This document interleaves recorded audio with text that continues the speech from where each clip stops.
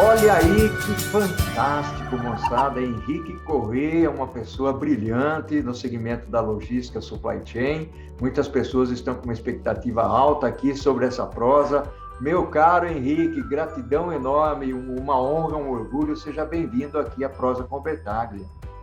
Prazer é meu, Bertaglia. Estou feliz de estar aqui com você para poder compartilhar aí algumas coisas que a gente tem visto com a sua audiência aí, que é bastante qualificada. Olha só que maravilha, meu amigo. Vamos partir direto já para os desafios encontrados na crise? Vamos em frente. Pois é, eu acho que, se você me permite, eu vou fazer uma contextualização, porque eu tenho conversado sobre isso com alguns públicos, né? E eu acho que ajuda sempre a contextualização histórica. Eu gosto muito da história, assim, né? Então, assim, rapidamente, sem tomar muito tempo, mas eu acho que para a gente entender um pouco os desafios que apareceram aí recentemente, né, no último ano e meio, mas não, vamos dizer, exclusivamente há um ano e meio, como você falou, tem enroscos que estão há mais tempo aí já presentes, né, nas redes de abastecimento, nas cadeias de suprimento. Mas se a gente fizer um apanhado histórico recente do comércio internacional, né, porque a gente está falando de redes globais de suprimento, a gente vai ver que, assim, tem algumas fases do comércio internacional que foram mudando e evoluindo ao longo do tempo. A gente tinha antes, durante os anos 70, um modelo que a gente podia chamar, né, Paulo, um modelo doméstico, em que, basicamente, alguns países bastante industrializados dominavam a produção dos manufaturados, né? Para dar alguns exemplos, Estados Unidos, evidentemente, Japão e Alemanha, como resultado da reconstrução do pós-guerra, se tornaram, vamos dizer, num período de algumas décadas aí, potências industriais, e esses eram, de certa forma, países que produziam com suas redes mais ou menos domésticas, né? Exceto por algumas iniciativas não muito relevantes, mas não muito intensas, de outsourcing, de offshoring, né?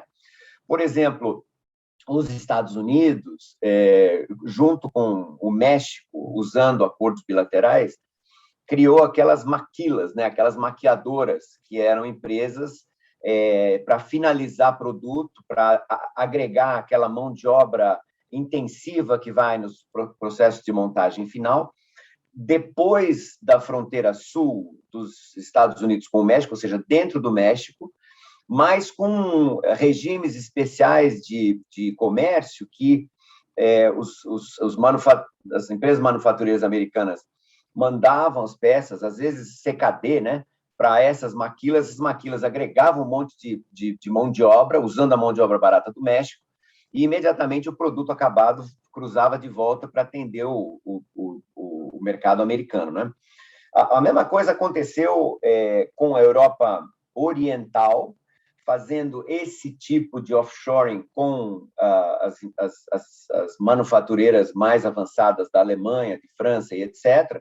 Então, estou falando de Hungria, estou falando de Polônia, mesmo antes da queda da cortina de ferro, né? E a mesma coisa aconteceu com o Japão, utilizando alguns países também, vamos dizer, periféricos ao Japão, com mão de obra barata e etc. Bom, os anos 80 e 90 trouxeram uma mudança, né, com algumas coisas acontecendo, um crescimento muito grande de acordos bilaterais e multilaterais, que fez com que as tarifas de importação gerais caíssem muito, né? Eu tenho alguns dados aí que, assim, numa média ponderada de tarifas de importação para os países desenvolvidos, nesse período, elas caíram de 15% para alguma coisa como 5%. E dos países em desenvolvimento, alguma coisa como 18% para 8%. Isso quer dizer que começou a ficar mais vantajoso esses países manufatureiros principais fazerem offshoring de partes mais substanciais dos produtos, não só a montagem final. E aí começou a acontecer, vamos dizer, o offshoring de pacotes inteiros. Então, não só a montagem final, mas a produção de componentes, substituição de importações, etc., em todos esses países.